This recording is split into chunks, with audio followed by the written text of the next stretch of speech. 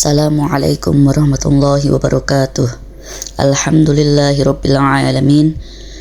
Wabihi nasta'in ala murid dunya waddin. Wassalatu wassalamu ala asyrafil anbiya'i wal mursalin wa ala alihi wa ashabihi ajma'in. Rabbi syrah li sadri wa yassir li amri wahlul 'uqdatam min lisani yafqahu qawli. Amma ba'du.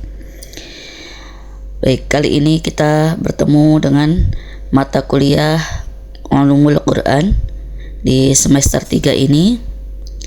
Untuk pertemuan pertama saya sampaikan berikut RPS dan kontrak kuliah. Langsung saja, yang pertama yaitu RPS. Berikut bentuk RPS-nya. Yang pertama, mata kuliah Ulumul Quran kode 310242. Kemudian bobot SKS 2 SKS meliputi teori. Kemudian semester 3 tanggal penyusunan tanggal 1 bulan Agustus 2025. Otorisasi atau pengesahan dosen pengembang RPS saya sendiri Estiwai Kurniawati MPD, kemudian ditandatangani ketua program studi. Kemudian capaian pembelajaran yang dibebankan pada MK atau mata kuliah meliputi CPL 1 sikap, CPL 2 pengetahuan, CPL 3 kemampuan umum, dan CPL 4 kemampuan khusus. CPL pertama meliputi bertakwa kepada Tuhan Yang Maha Esa dan mampu menunjukkan sikap religius. Kemudian yang kedua, menjunjung tinggi nilai kemanusiaan dalam menjalankan tugas berdasarkan agama, moral, dan etika. Ketiga, berkontribusi dalam peningkatan mutu kehidupan bermasyarakat, berbangsa, bernegara, dan kemajuan peradaban berdasarkan Pancasila. Keempat, menginternalisasi nilai, norma, dan etika akademik. Kemudian menunjukkan sikap bertanggung jawab atas pekerjaan di bidang keahliannya secara mandiri. Nah, demikian itu adalah capaian pembelajaran lulusan prodi atau lulusan prodi PAI itu diharapkan meliputi 5 sikap tersebut. Kemudian yang kedua, CPL 2 atau lulusan prodi pengetahuan, yaitu menguasai pengetahuan dasar-dasar keislaman sebagai agama rahmatan lil alamin. Kemudian menguasai pengetahuan dan langkah-langkah integrasi keilmuan meliputi agama dan sains sebagai paradigma keilmuan. Kemudian menguasai konsep, metode keilmuan, substansi materi, struktur, dan pola pikir keilmuan Ulumul Quran sebagai sub keilmuan dari pendidikan agama Islam. Kemudian CPL 3 kemampuan umumnya, yaitu mampu berkomunikasi baik lisan maupun tulisan dengan menggunakan bahasa Indonesia yang baik dan benar dalam perkembangan dunia akademik dan dunia kerja. Kemudian mampu membaca Al-Quran berdasarkan ilmu qiraat dan ilmu tajwid. Mampu melaksanakan ibadah dan memimpin ritual keagamaan dengan baik. Kemudian kemampuan khusus. Kemampuan khususnya atau CPL 4 yaitu mampu menerapkan pemikiran logis, kritis, sistematis, dan inovatif dalam konteks pengembangan atau implementasi ilmu pengetahuan dan teknologi yang memperhatikan dan menerapkan nilai humaniora yang sesuai dengan bidang keilmuannya.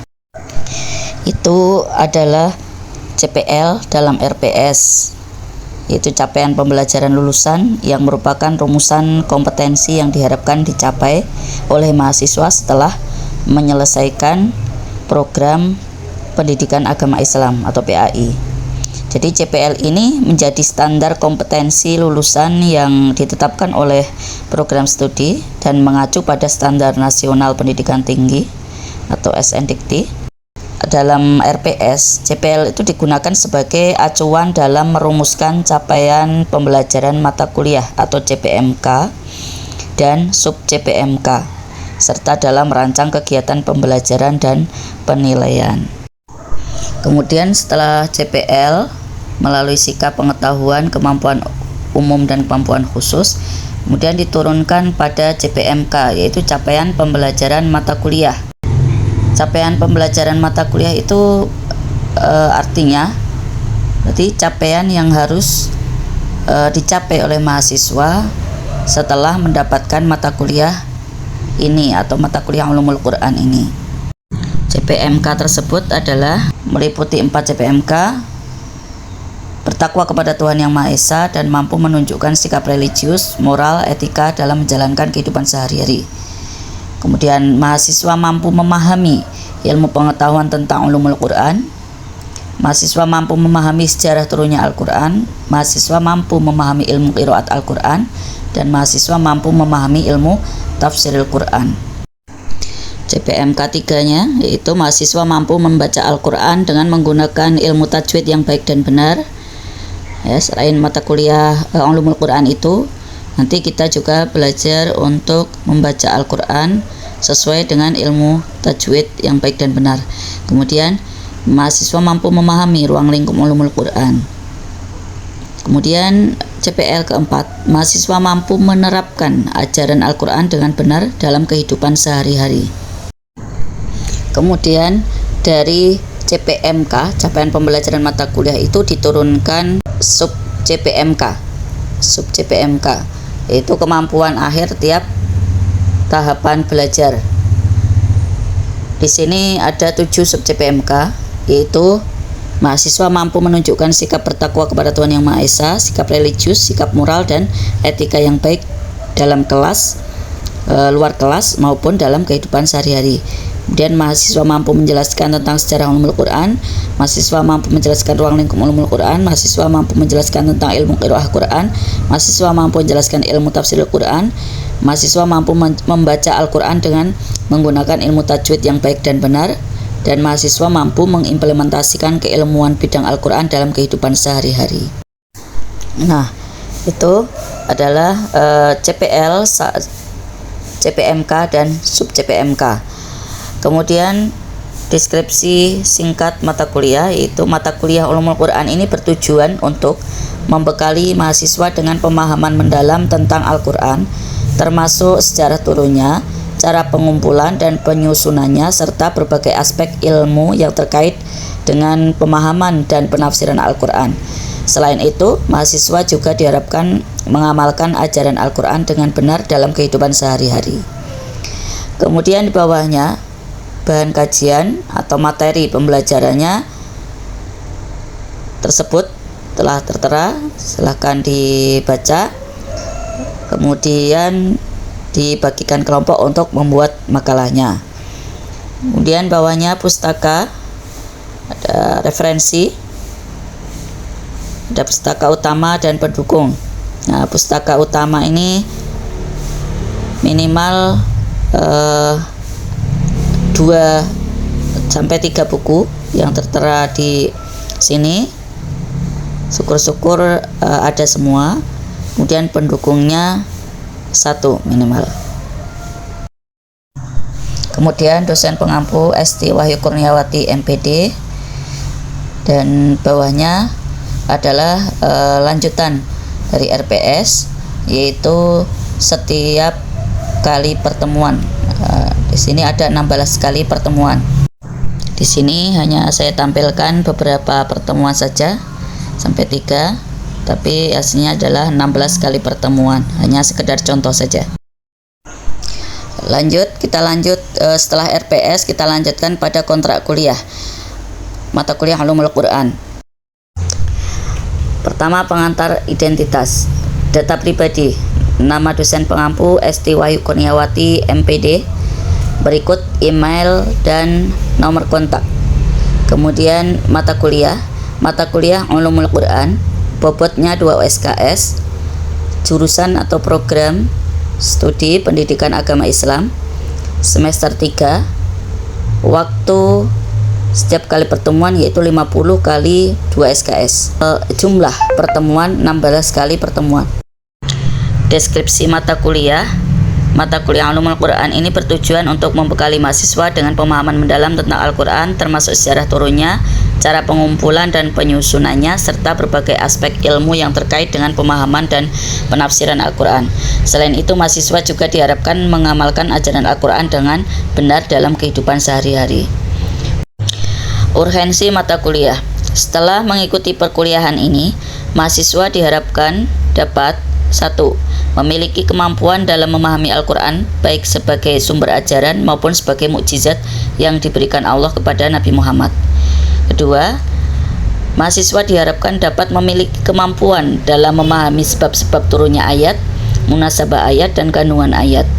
Yang ketiga, mahasiswa diharapkan dapat memiliki kemampuan dalam menganalisa jenis-jenis metode penafsiran Al-Quran yang digunakan oleh para mufassir dalam memahami isi kandungan ayat. Kemudian materi mata kuliah yang sudah disampaikan juga dalam RPS tadi, silakan dibaca. Kemudian lanjut pada metode pembelajaran. Metode pembelajaran kita ini yaitu diskusi, tanya jawab, ceramah, diskusi termasuk presentasi ya. Kemudian media pembelajaran, papan tulis, alat tulis, laptop, infokus, PPT, dan HP. Kemudian evaluasi perkuliahan. Yang pertama tugas itu mencakup yang pertama presensi atau kehadiran kuliah 10%. Kemudian keaktifan dalam proses pembelajaran 15%.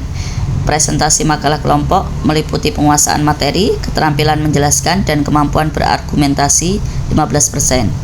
Kemudian ada ujian tengah semester atau UTS 30% dan ujian akhir semester atau UAS 30%. Ada ketentuan lain yang harus dipenuhi, yaitu jumlah kehadiran mahasiswa minimal 75% dari jumlah pertemuan, ya 75% dari 16 pertemuan. Kemudian seluruh tugas makalah harus dikumpulkan dalam bentuk PDF, kemudian menampilkan PPT saat presentasi. Berikut ketentuan pembuatan makalah atau sistematika penulisan makalah. Yang pertama, jumlah halaman makalah minimal 8 halaman, maksimal 20 halaman. Kemudian ukuran kertas makalah, ya seperti biasa pada makalah umumnya, yaitu ukuran kertas makalah adalah A4, panjangnya 20 cm dan panjangnya 29,7 cm. Kemudian style heading atau gaya. Heading 1 adalah urutan pertama atau paling awal dari heading yang diperuntukkan bab 1 dan pendahuluan pada makalah. Jadi bab 1 dan pendahuluan ditulis di paling atas itu menggunakan heading 1. Kemudian heading 2 adalah urutan kedua setelah heading 1. Nah, biasanya dituliskan pada subbab. Kemudian spasi. Umumnya jarak antar baris atau spacing yang digunakan untuk format makalah adalah 1,5. Kemudian font untuk makalah, font atau gaya huruf dalam makalah penting sekali untuk diperhatikan. Jadi tujuan pemilihan font adalah supaya tulisan tersebut mudah dibaca dan dipahami. Font yang digunakan pada makalah adalah Times New Roman, sedangkan ukuran font makalah adalah 12. Kemudian susunan makalah, yang pertama itu cover. Berikut contohnya ya, yang di samping itu adalah cover ya. Cover contohnya, kemudian halaman berikutnya itu kata pengantar, kemudian halaman berikutnya daftar isi, dan halaman berikutnya baru masuk ke bab. Bab 1 pendahuluan meliputi latar belakang, rumusan masalah, kemudian tujuan, dan kemudian bab 2 pembahasan ya, bahasanya apa saja, misalnya pengertian, kemudian macam-macam dan lain sebagainya. Kemudian bab 3 penutup berisi kesimpulan dan saran, dan terakhir yaitu daftar pustaka. Demikian yang dapat saya sampaikan dalam pertemuan kali ini, yaitu meliputi RPS dan kontrak kuliah. Silahkan difahami. Wabillahi taufiq wal hidayah. Wassalamualaikum warahmatullahi wabarakatuh.